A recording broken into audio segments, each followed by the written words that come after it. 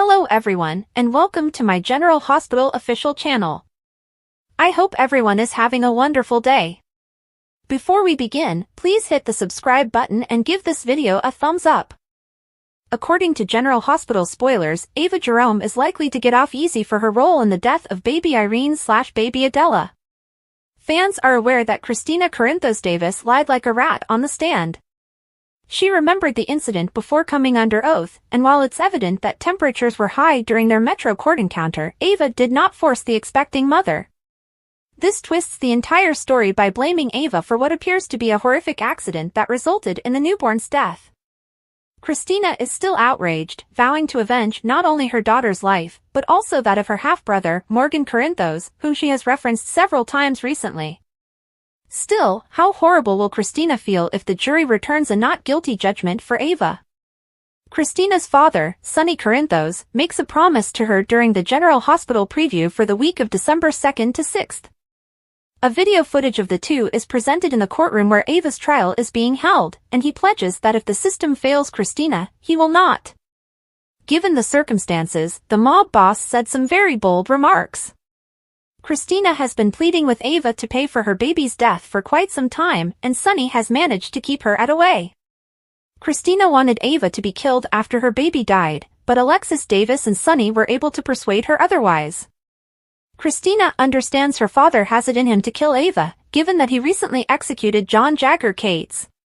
She also knows he has the resources to avoid any legal consequences. Sonny, on the other hand, finds himself in a difficult situation with Ava. He despises the lady because she has already caused havoc in his life. Nonetheless, she is also the mother of one of his children, Avery Corinthos. Fans will recall that when Sonny shot AJ Quartermain, it caused a significant split in his friendship with Michael Corinthos. While Sonny is far from perfect, he has attempted to do better for his children and will not want to repeat the process with Avery. To calm Kristina down, Sonny will most likely pledge to take action. She's a firebrand in every way, and while he wants to make Ava pay, he hopes the system doesn't fail them. He will be wrong on all counts. So, when Ava's not guilty verdict is announced, Kristina will be shocked. She is a daddy's girl on every level, and she will not be afraid to remind Sonny of what he promised. Will he be able to tell her that his hands are tied because of Avery? Kristina will respond that with all of the Corinthos family members around Avery, she won't need her mother moving forward. Kristina's mental health may suffer as a result of Sonny's reluctance to teach Ava a lesson, however. There may even be concern that she will take matters into her own hands and entirely ruin her life in the process. According to General Hospital spoilers, Sonny's flimsy vow before Ava's verdict may put him in a difficult position. He'll want to placate Kristina and keep his commitment, but can he do so at the price of his other, younger daughter? What started off as a two-day gig transformed into a life-changing opportunity. When Tristan Rogers first appeared on General Hospital on December 2, 1980, he had no idea that his life would be forever changed, that he would still be portraying the same role more than 4 decades later, and that his name would become synonymous with his on-screen alter egos. However, the audience may have given him a hint. From the minute he appeared on film, the Australian actor was a smash as Port Charles's answer to James Bond, Robert Scorpio. Viewers of the ABC soap were not going to let him go easily. He wouldn't be eager to let go himself either. The role allowed for the creation of a character that was fresh and different for daytime television as a sort of intriguing, mysterious type he remembered for That's Awesome in the fall 2020. As Robert was involved with the incredibly popular super couple Luke and Laura, the fans really embraced my character and me. Rogers was so well known that he was mobbed wherever he went. Being a part of such a wildly popular show at the time came with sacrificing privacy and made it almost impossible for me to do something as simple as going to a store without security, the actor told the outlet. Thank heavens social media did not exist at the time. While I would not trade a minute of it, he was quick to add, I did not realize that this 2-day shoot would turn into a role that would explode the way it did, and one that I would play for decades. Rogers has been in numerous primetime shows and soap operas, most notably The Young and the Restless, where he endowed Colin Atkinson with an enviable cheeky charm. However, he will always be remembered for his role as Robert Scorpio. Nonetheless, Rogers has no regrets about leaving General Hospital in 1992. I kind of had to get away from it, he told Soap Opera Digest in 2019. I was unhappy being on the show at that time. I had a strong desire to do something else. So he did a lot of something else, from Showtime's NASCAR racing thriller Fast Track to Babylon 5, as well as voice work on animated shows like Captain Planet and the Planeteers and Batman Beyond. After a few spectral visits to General Hospital, Rogers raised Robert from the dead in 2006. The actress, well known for her role as Carly Corinthos on the popular ABC serial, spoke with Serial Opera Digest about her likes, dislikes, and everything in between. Laura was asked during her interview with the Journal what she does when she feels like postponing. And, yes, she does the same thing that the rest of us do, possibly every night. She replied, "Oh, I scroll Instagram." Let's just say everyone does, I'm just being honest. When asked if she wanted to learn a new skill, Laura chose tennis. She elaborated, "I want to be really good at it because I love playing pickleball, but I'm obsessed with watching tennis." The lovely blonde beauty was also quizzed about her upbringing. Some of her favorite television shows as a child included some major classics. She stated, "I grew up watching Happy Days, Laverne and Shirley, and Dallas with my father, as well as Knots Landing. I was obsessed with it." General Hospital star Laura Wright opens up about her life. Now, as for her thoughts on clowns, Laura stated, "Here's the issue. I used to collect them in high school. I had no notion people were afraid of clowns. I adored them. I thought they were so much fun, and I adored the colors.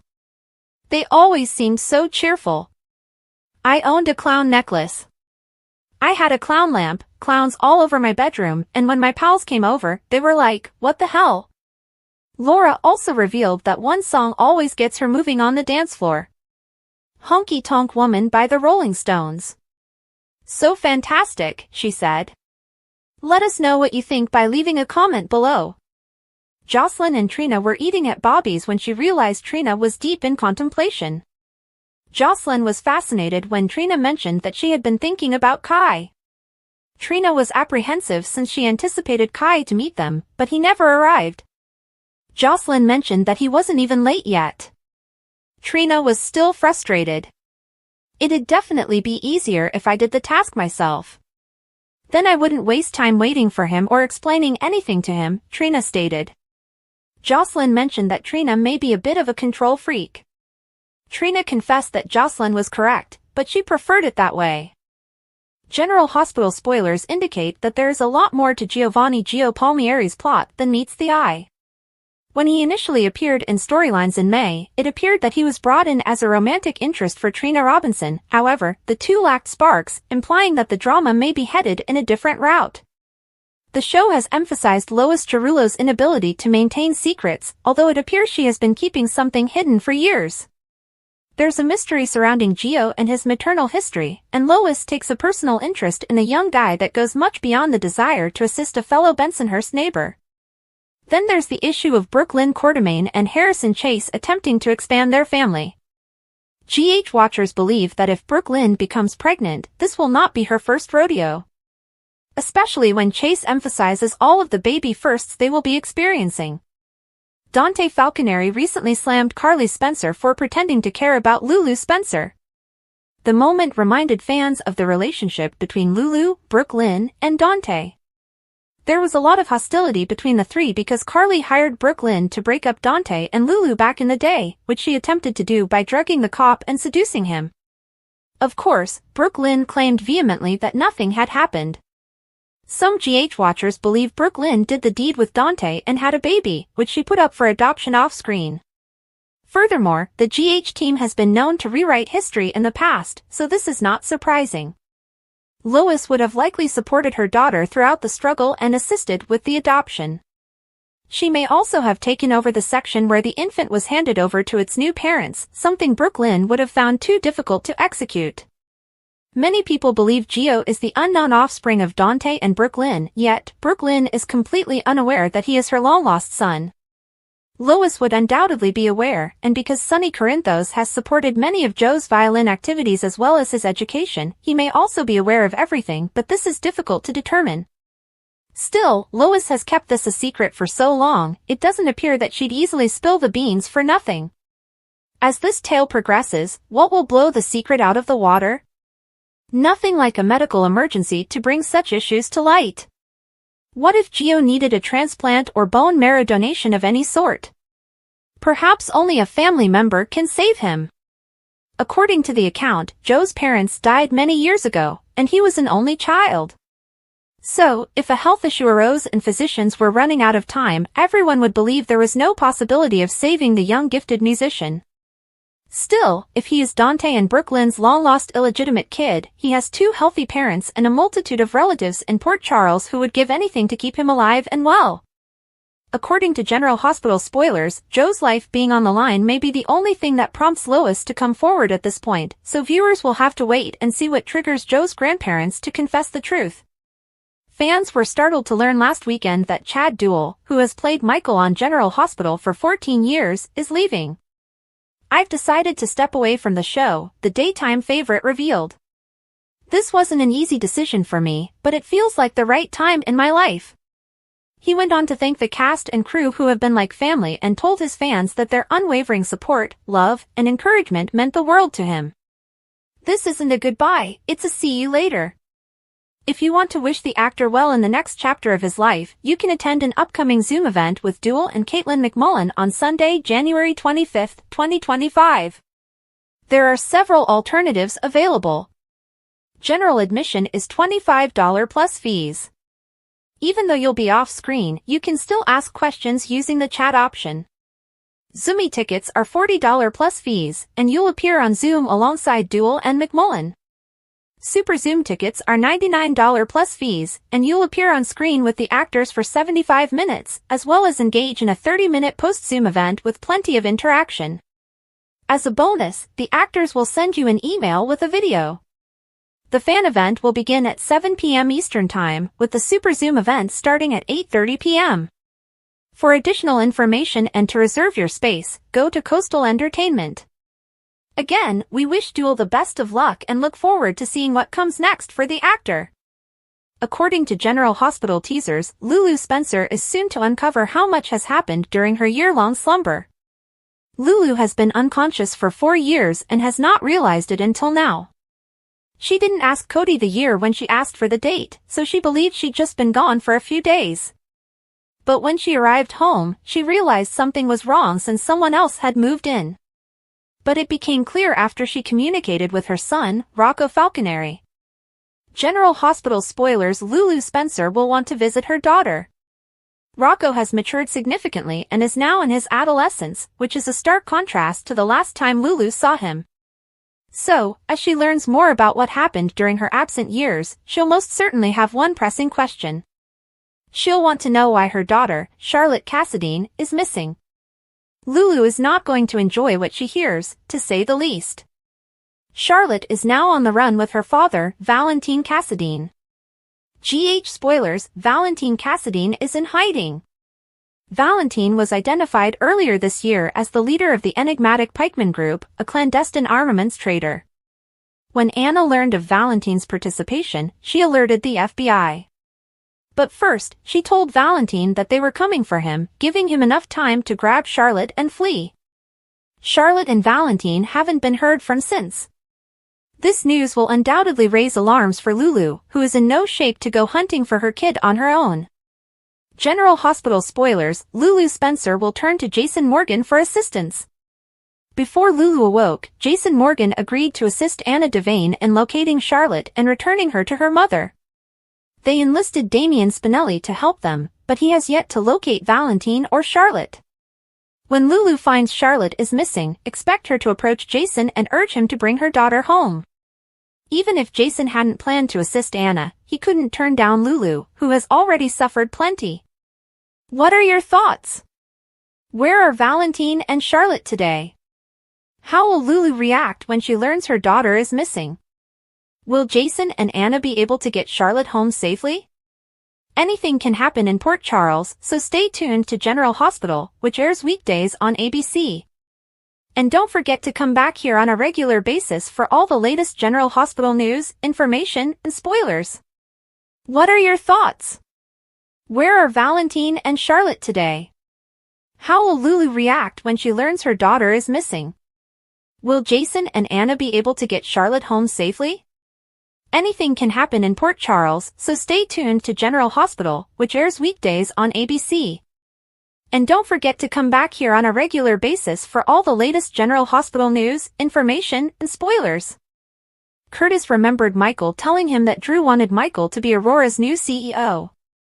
Jordan quickly came and could see Curtis was thinking about something. She offered to be a sounding board for Curtis' frustrations. Curtis informed her he thought someone he trusted was holding a secret. Jordan mentioned that she understood how seriously Curtis took anything like that. Jordan was astonished to learn that Curtis believed Drew was withholding something from him. Curtis revealed that Michael had advised him Drew couldn't be trusted. Curtis indicated that Drew was attempting to replace him as CEO of Aurora, but Jordan remained skeptical. Jordan told Curtis that he and Drew were probably simply playing phone tag and that Drew was not intentionally ignoring his calls. Michael and Drew were standing in the Quartermain living room when Drew's phone rang. Michael wondered if he would answer, but when Drew saw it was Curtis calling, he replied he would call him back. Drew asked Michael if he informed Jason that Drew and Willow had kissed. Michael admitted that he had, but had no idea Jason would go after Drew. Love General Hospital, B&B, Days, or other soap operas? Join the debate on our SC forums. Click here to interact with fans and participate in debates immediately. Michael explained that he typically confided in Willow about his problems, but he couldn't this time. Drew apologized again for kissing Willow and told Michael he hoped they could go on. Drew insisted that it was one kiss and a mistake. It wasn't intentional. It simply happened in the moment. It was the 4th of July, and I must admit there were a few too many cocktails. I'm not trying to make excuses, but it's not worth repeating. Drew wanted to rebuild trust between him and Michael, and he believed that naming Michael the permanent CEO of Aurora would help. Michael replied he would accept Drew's offer but had a question before. Are you offering me this job solely to get back in my good graces? Drew said it was part of the reason, but emphasized that he believed Michael was Aurora's future, not Curtis. When it comes to leading the company, you are the future, not Curtis, Drew told him. Drew made a couple more derogatory remarks about Curtis, unknowing that Michael was recording the entire conversation. When Drew left, Michael phoned Curtis and played the recording for him, which revealed Drew's intention to demote him to head of the wellness division in favor of Michael as CEO. Alexis and Sonny met Kristina in the courthouse. Alexis warned Kristina that she needed to remain calm while Rick questioned her on the stand. After the judge brought the courtroom to order, the prosecution proceeded, describing the crime as terrible and referring to a baby who died before taking her first breath. Her death was not natural. She was murdered, the prosecutor stated, looking directly at Ava. A traumatized Kristina flashed back to the moment she fell through the window, before the prosecutor brought up Ava's past background, claiming she had a callous disregard for others. Rick then gave his own introductory words. He insisted that Ava's past had nothing to do with the trial. Instead, it was only about what happened on the day Kristina fell. I plan to prove to you that Kristina Corinthos Davis went to Miss Jerome's hotel room with ill will. And as a result of that sad dispute, she is to blame for that horrible accident, Rick explained. Natalia was called to the stand first. She described how she and Blaze were drinking coffee at the Metro Court pool when they noticed someone fall into the pool from a window above. Gio was questioned next, and he stated the same basic story as Natalia. Jocelyn told the jury how she performed her lifeguard responsibilities and helped Kristina onto a backboard. When Trina was called to testify, she told the jury that everything happened quickly, but when she looked up, she noticed Ava standing by the window, looking down at the pool, before closing the curtains. Rick cross-examined Trina, forcing her to concede that she didn't know who or what caused Kristina's fall. Dr. Navarro testified next, stating that Kristina had a good pregnancy. The emergency room doctor testified that the fall caused blunt force trauma and placental abruption, resulting in the baby's death. Rick cross-examined the doctor, who stated that he was unsure whether Kristina had any wounds that indicated she had been attacked. Finally, Kristina took the stand and informed the jury about her offer to carry a child for Molly and TJ. Kristina highlighted her good pregnancy, including how she sang to the baby and ate items she imagined the baby liked. Kristina then explained why she went to Ava's room that day and what happened between her and Ava before she fell. Kristina claimed she pleaded with Ava to overturn the subpoena, urging her to testify against Sonny. When Ava refused, Kristina said that she grabbed her arm and forced her through the window. Kristina recalls waking up in the hospital and being told the baby had died. When I finally grasped why she wasn't inside me anymore, I realized it was because Ava pushed me through the glass. Kristina choked up as she continued, "She killed my daughter." Rick then stood up and began cross-examining Kristina. The first inquiry he posed was, "Why are you lying?" Lulu closed her eyes and remained still while a nurse checked her vital signs.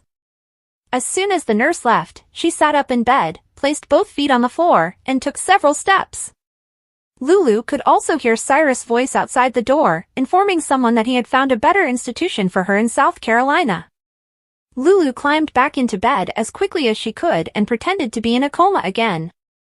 Cyrus stepped in and found her, as he had been seeing her for several months. Cyrus placed his hand on Lulu's head, telling her he was there for her. "I am here now, Lulu. Don't worry, I'll take care of everything," Cyrus responded. Medical personnel quickly returned and requested Cyrus to leave. Lulu overheard the two women discussing an upcoming difficult night at work. When they went, Lulu got out of bed and unhooked her tubes. She made her way across the room, opening the door and sneaking out while still dressed in a hospital gown. As Lulu roamed around turning wood, she overheard the doctor discussing sending her almost immediately to South Carolina.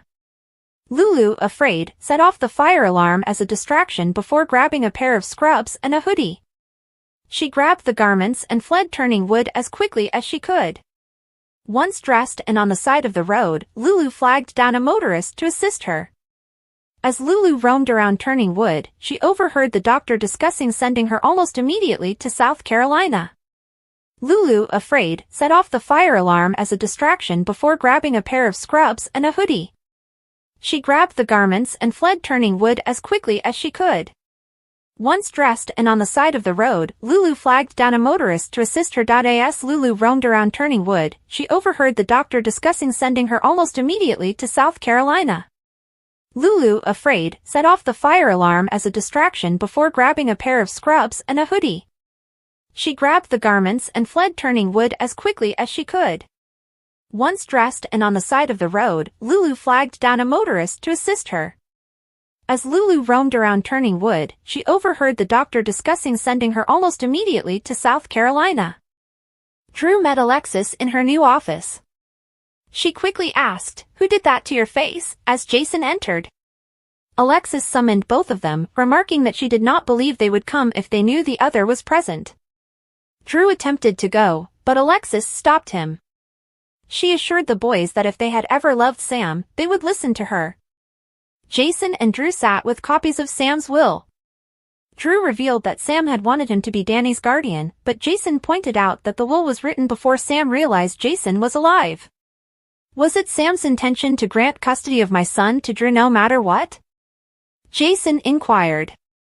Drew stated that Sam simply wanted the kids to stay together. Jason didn't like it, so Alexis spoke up. "The law is on your side, Jason, but I'd want to ask you to consider something. Even though Sam eventually agreed to include you into Danny's life, I doubt she'd want you to have full custody, especially now that we know she wanted the kids to stay together," Alexis stated. Jason suggested that they ask Danny what he wanted. He is old enough to decide who he wants to live with. Jason stated, "I've already told him he can live with me, and if that's what he wants, I'll make a home for him." Drew stated that Danny was already living with him at the Quartermain estate and enjoyed it, but Jason countered that Drew did not need to inform Jason about his own son. Alexis agreed with Jason that Danny's emotions should be taken into consideration. However, she asked a pointed inquiry. "I'm just going to ask you how you both got bruises on your faces," she said. Both brothers stayed silent, so Alexis correctly thought they were fighting. When Jason and Drew declined to say anything, Alexis became frustrated. "If you two truly love your children and truly loved my daughter, you will cut the crap and start talking," Alexis was saying. Jason admitted to punching Drew. Meanwhile, Drew reassured Alexis that they had not involved the police, but she was more concerned about the children than the law. Drew admitted he lied when he told Scout he walked into a door. Jason enraged Drew by claiming he told Danny the truth because he would never lie to his child. Alexis questioned why Jason punched Drew. "Let me tell you what I told Danny. That is between me and Drew," Jason stated. Drew nodded in agreement. "As for everything else, Danny is my baby. I'll fight for his right to choose what he wants," Jason said before leaving. Once alone with Drew, Alexis insisted that Sam would not want him to exclude Jason from Danny's life. Drew knew Sam wouldn't have wanted Danny, Scout, and Rocco to be separated. Alexis admitted that any Rocco-related choices were up to Dante. Drew then used Jason's fury as a justification not to raise Danny. "These cuts and bruises are an indication of what kind of father he'll be," Drew told me. Alexis then offered another proposal. "What if Scout and Danny lived with me?" she inquired. Drew was not pleased with the proposal. "Scout needs to be with her father, and there's no way I am going to let her live anywhere else except with me," Drew told her. After Jason left, he went straight to Sonny's and informed him about Sam's will. Sonny acknowledged that custody battles could have a negative impact on the children, which Jason wanted to prevent. Jason understood Danny's desire to care for Scout, but he didn't want Drew to raise Danny. "I do not believe a word the man says. Why would I want Drew as Danny's guardian?" Jason asked fiercely. Jason worried how Sonny would react in this situation. "If it were me, I wouldn't allow Drew get near Danny. If this is a fight, I've got your back," Sonny stated. Chase arrived at Sam's penthouse and found the door open. He grabbed his rifle till Dante stepped down the stairs carrying several suitcases. Dante indicated that he was packing things for himself and the kids so they could reside at the Quartermaines. Dante claimed if it were up to him, he would never leave because it was the last place his family was united. Dante told Chase about his happy and comfortable life with Sam, and how she always won minor arguments. However, the penthouse was Sam's residence, and Dante did not believe he had a right to it. Dante imagined Sam had made a will and bequeathed the penthouse to Danny and Scout. Dante was ready to find a new location for himself and Rocco to live. Chase offered that Dante purchase the penthouse, but Dante did not believe it would feel right. Chase then attempted to make the Q mansion appear desirable. He resided there and said the people around him saved him from feeling lonely. Plus, Dante's mother lived there. Michael and Sasha had some awkward moments in the Quartermaine kitchen while she baked. Michael said he was only there for a snack, but he eventually revealed he couldn't force himself to go. "I can't be in the same room, the same bed, or even under the same roof with her anymore," Michael was saying. Sasha agreed that everything was a mess. Michael told her that Willow and Drew had slept together on the playroom floor and that he wasn't sure how to approach his wife about it. "If I tell Willow I know about her and Drew, then I have to tell her about us," Michael said with regret. Michael agreed to keep Sasha's name out of it provided he admitted to Willow that he cheated. Michael admitted that confiding in Jason was a mistake. Sasha had questioned what triggered Jason and Drew's quarrel, but she now knows. Michael wondered if Willow loved him anymore. Sonny treated Kristina to dinner at Pozzolo's. Kristina acknowledged she was concerned about Ava's trial the next day. Sonny convinced Kristina that she would perform well on the stand, but she disagreed. "We are talking about me, Dad. What if I don't?" Kristina maintained that prosecuting Ava was the only way to bring justice for the baby's loss. When Kristina was considering what she would do with the rest of her life, Sonny offered her a position with one of his enterprises. Kristina said that she was not qualified. Sonny thought Kristina was overqualified and would be a wonderful fit for his coffee shop. Kristina agreed to think about it. Dex introduced himself to Kai when he saw him in the boxing gym. Dex informed Kai that they shared someone in common, Trina Robinson. Dex revealed that he knew Trina through his girlfriend, Jocelyn. Kai assumed Dex was a fellow PCU student. When Dex revealed that he was a cop, Kai laughed, wondering whether Trina had sent Dex to arrest him.